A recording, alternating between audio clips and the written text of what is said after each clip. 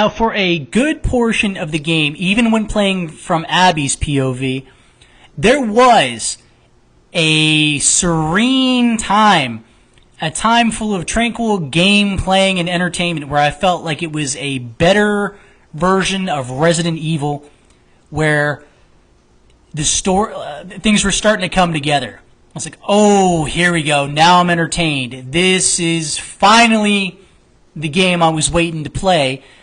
And then enter some of the subliminal, some of the subtle political agenda-driven parallels, underlying themes that just made me want to turn the fucking game off. Now, as far as Ellie's character goes throughout the whole story, I get her bloodlust, desire for blood, enjoyed her desire for blood, enjoyed the stealth killing. It was epic in its own right as far as the game goes. But for whatever reason, Naughty Dog decided to develop Ellie's sexual orientation in this game. This is something that was not even remotely touched on in the first game. Joel's orientation was barely touched upon in the first game, not that it mattered one way or the other. So Ellie's clearly into chicks this time around, which, hey, ultimately I applaud. 2 chicks and no dicks, nothing wrong with that. That being said, though, I mean, it doesn't really do much for the character. Like, if you thought Ellie was a badass before, then I don't see any reason to think that she's not a badass now. Her being into chicks doesn't take away from anything. It doesn't make her less of a intriguing and inspiring character. At the same time, this does nothing to add to the character. This doesn't make her more badass. This isn't a better character just because she happens to be gay now, or into chicks now. It doesn't make things better. It's an added on sprinkle that, hey, whatever, either you like it or you don't. I had no actual personal qualms with it. However, logically speaking and going towards the story, here is now a problem. At this point in the story, there is no one that can perform the surgery on Ellie to develop a cure for the infected. So, thinking logically, at least in my drunken brain, I don't see how it isn't at least possible for Ellie to pass along her possible immune genetics to her children, which she's gonna have a difficult time having if she's only into chicks, Naughty Dog. And if she owed it to the rest of the world to develop a vaccine and can't now, then doesn't she owe it to the rest of the world to take a little bit of dick so she can develop, so she can at least have some kiddies, have a litter of kids that are immune so they can keep passing it on throughout the generations in this story, right? Just me thinking in a drunken state of logic. Next up, playing with Abby's point of view, she's got a little sidekick called Lev. Now, Lev is a little lady boy, whatever, who is a part of this religious cult that's been drawn out of whack since this leader since its leader died, what have you. So Lev decides to shave her head, whatever, and is demonized from that point on. Now, what I did enjoy about Abby's character is Abby does not give a damn one way or the other about Lev's character and his plight. She doesn't ask questions. She couldn't care less, and that's pretty much the way most people are nowadays. Naughty Dog, no one gives a shit. Abby's trying to mind her own business, and this aspect of the story feels so forced that I really didn't enjoy it for a while. Like, at first, I never would have known the difference, and it didn't bother me at all. Then you started poking and prodding and forcing it right and directly in front of me, and thank God Abby's didn't care. Do you want to know why they said... Abby's like, nope. I'm like, thank you, Abby. Thank you for minding your own business and not giving a shit, because we don't want to know. It has nothing to do with the actual shit at stake going on. It's got nothing to do with the revenge aspect. It's got nothing to do with anything in the game, and here it is, being kind of purposely brought to the foreground because someone's got an agenda. The absolute worst part, where it gets undeniably PC, comes along with this one cutscene where Lev's sister gets shot by Abby's paramilitary group, and they get into it, and Lev says shit like, "This is your fucking people," blah, blah, blah, blah, blah, blah. Like, it's tragic, and I felt bad, and I was enjoying the story up until that particular point where I'm hearing, where it's a subtle parallel to society right now, and I don't want that in my fucking video games. I'm sorry, but people are not going out there doing that. They're not going out there shooting people like Lev just for the fun of it. And I really, I'm really tired of seeing that. I'm really tired of this being involved in video games. Because I don't play video games for this shit. I play video games to be distracted, to be entertained, to be inspired, and ultimately motivated, because I enjoy a good story. And video games lately have had better stories than movies, TV, books, what have you.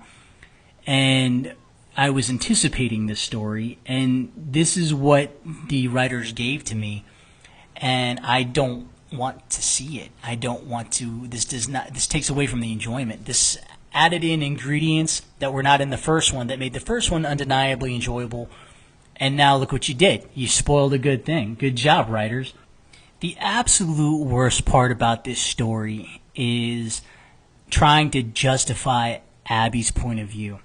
As much as I understood what was going on with Abby and her need for revenge and killing Joel, I didn't like it. I didn't want it. Because Abby's point of view, along with everybody that Abby represents, was under the distinct and undeniable mentality that Ellie owed it to the world to sacrifice herself for a cure, despite not being able to choose. At the time, she's, unconscious, under drugs, passed out in the first one, where the doctor's going to make the decision for her. Joel decides, no. He's been through too much with Ellie and decides to rescue her and ultimately deny a vaccine being made for the cure. I happen to agree with that. I like Joel for doing that. I think Joel is a outstanding human being who, anyways. But I do get where Abby's coming from. I do get that point of view. A vaccine got denied and your father got dead? Yeah. I get the need for revenge to a degree. But I didn't want to have to agree with that. I didn't want that forced upon me. Because I don't agree with Abby's mentality or people's mentality along those lines. I don't think Ellie was under an obligation to save the world or at least stop the infected. I think Ellie was denied a choice. And had Ellie made that choice conscientiously, that would have been one thing. But they were going to do the surgery without her ever having known, and she just would have been dead. I like Joel doing what he did. I don't like Ellie's choice being denied. That is not okay by me. So I wasn't okay with Abby in the long and short of it. I understood where she was coming from, but I didn't agree with her point of the story. And by the end of the story, it wasn't the end of the first story. The first story left me hopeful. The first story had good vibes.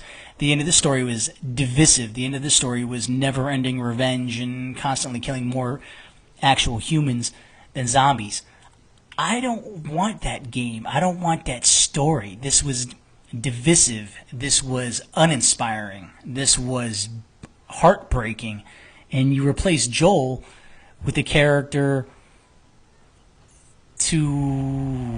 I am not sure what the point of replacing Joel with Abby was. I get her motivations, and I get that there's consequences to actions.